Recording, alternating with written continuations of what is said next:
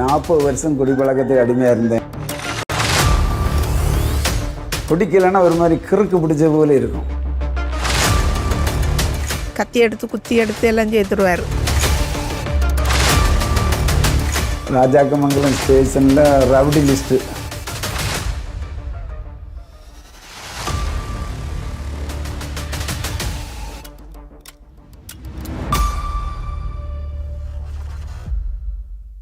என் பேர் ஜோசப்பு. நான் கன்னியாகுமரி மாவட்டம். எனக்கு அனந்தனடார் குடியிருப்பு ஊரில் இருக்கேன். எனக்கு கல்யாணம் ஆகி 2 பசங்க இருக்காங்க. நான் ஆட்டு வியாபாரம் பார்க்கேன். 40 வருஷம் குடிப்பழக்கத்துக்கு அடிமையாக இருந்தேன். ஒரு நாளைக்கு குறைஞ்சது 1000 ரூபாயும் செலவழிச்சிருவேன், 500 ரூபாயும் செலவு பண்ணிடுவேன். என்ன நின்னாலாவது எங்கோடி கடன் வாங்கினாலும் 200 ரூபாய்க்காக குடியாமல் இருக்கும். குடிக்கலைன்னா ஒரு மாதிரி கிறுக்கு பிடிச்ச போல இருக்கும். வீட்டில் என்ன கிடந்தாலும் தேங்காய் எங்கே கிடந்தாலும் எடுத்துகிட்டு போயிடுவேன். கொண்டு விற்று குடிச்சிடுவேன். இல்லைன்னா கடன் வாங்கியாவது குடிக்காமல் இருக்க மாட்டேன். கீழே விழுக வேற குடிப்பேன். எடுத்துகிட்டு போகிற துணி வேறு எனக்கு இடுப்பில் இருக்காது. அந்த அளவில் உறிஞ்சி போயிடும். தன்னறியாமல் என்ன அறியாமலே போயிடும். நம்மளோட ஜட்டியோடு தான் வீட்டுக்கு வருவேன். வாட்சி கையில் கட்டிட்டு போனால் வாட்சி வராது, சைக்கிளில் போனால் சைக்கிள் வராது, செருப்பு வாங்கி போட்ட செருப்பு ஒரு செருப்பு பழசி ஆகாது. இன்னை வாங்கினா நாளைக்கே போயிடும் செருப்பு. அப்படி என்ன மறந்து நான் குடித்து அப்படி போதும் இல்லாமல் கிடப்பேன். அடுத்த நாள் வருவேன்.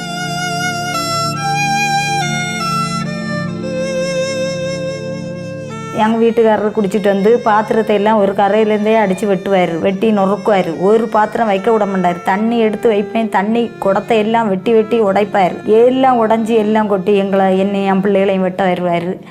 நாங்கள் பயந்து ஒளிச்சு ஓடுவோம். துணி காயப்போட்டால் எல்லா துணிங்களையும் எடுத்து எரிக்கிறது, இந்த கொளுத்திடுவார். எங்களுக்கு துணியே இருக்காது, ஒன்றுமே இருக்காது. நல்லா கஷ்டப்பட்டு நல்ல வியாதினியாட்டு ஒரு நிம்மதி இருக்காது. கெட்ட வார்த்தை தான் பேசுவேன். வாயில் நல்ல வார்த்தை வராது. பிடிச்சிக்கிட்டு நிறைய இடத்துல சண்டை போட்டனால ஒரு 38 கேஸ் வந்துட்டு தொடுபடியாட்டு. ராஜாக்கமங்கலம் ஸ்டேஷனில் ரவுடி லிஸ்ட்டு. பிடிச்சிட்டு வாரேன்னு சொன்னாலே எல்லோரும் வீட்டை அடைச்சிருவோம், கதவை அடைச்சிருவோம், நம்ம வீட்டுக்கு வந்துடக்கூடாதுன்னுட்டு பயந்து. குடிப்பழக்கம் போக கஞ்சாவுக்கு அடிமையாக இருந்தேன். இப்போ சிகரெட்டுக்கு பீடிக்கு அடிமையாக இருந்தேன். எப்பவும் சிகரெட்டு பாக்கெட் இருக்கும். சிகரெட்டு ஒரு 2 பாக்கெட் எல்லாம் சிகரெட்டு போயிடும். எல்லாத்துலேயும் மதுபானம் தான் ரொம்ப நம்மளை கிறுக்கனாக்குனது.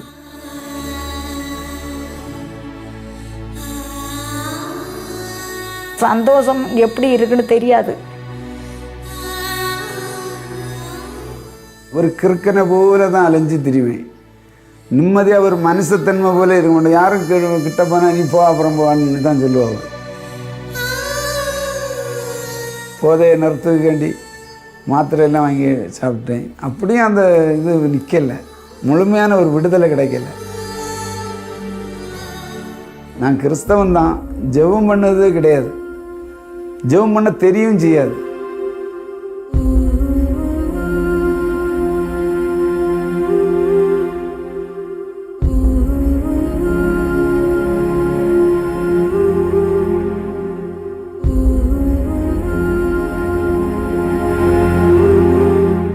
இப்படி இருக்கும்போது 2020 வீட்டம்மா ஜெபிக்கலாம் நிகழ்ச்சி பார்த்துட்டே இருப்பாள்.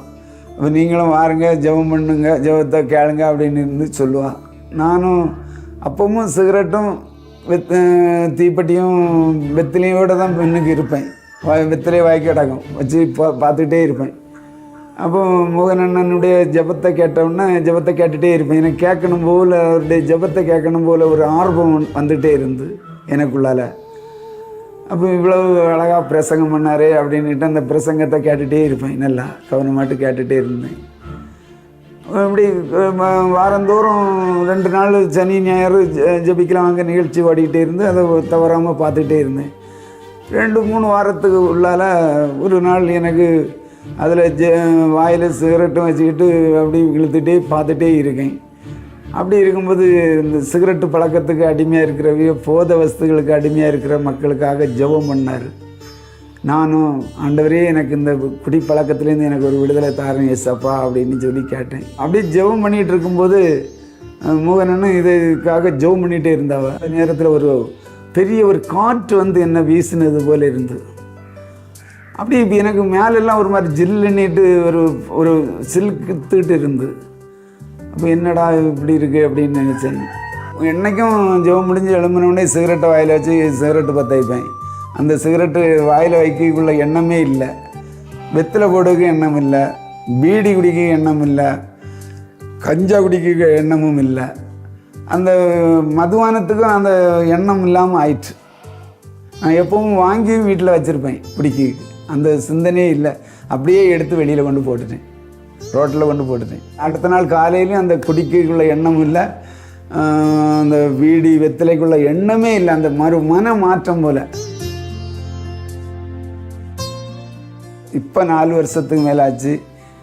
நான் குடிக்கிறது இல்லை, கஞ்சா குடிக்கிறது இல்லை, சிகரெட்டு குடிக்கிறது இல்லை, வெத்தலை போடுவதில்லை. வெத்தலை எப்பவும் போட்டாலும் பல்லெல்லாம் செவுன்னு தான் இருக்கும், வாயெல்லாம். இப்போ பல்லெல்லாம் அழகாக நீட்டாக இருக்குது. வீட்டம்மாயை அடிக்கிறதோ கெட்ட வார்த்தை போடுறதோ ஒரு நாளும் கிடையாது. இப்போ இந்த குடி விட்ட பிறகு எந்த ஒரு போலீஸும் எங்கள் வீட்டுக்கு தேடி வந்ததும் கிடையாது, என் வீட்டம்மா கண்ணீர் வெடித்ததும் கிடையாது.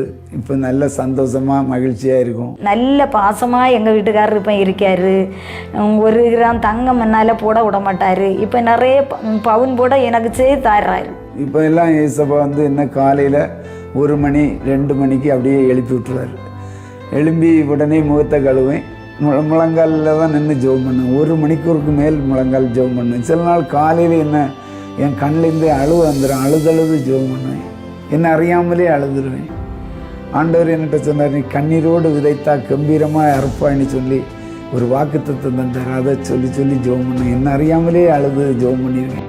நான் இப்போ ஊழியம் செய்துட்டு இருக்கேன். ஏசப்பா என் மூலம் எவ்வளவோ நிறைய அற்புதங்கள், கேன்சர் வியாதியெல்லாம் குணமாக்கியிருக்காரு.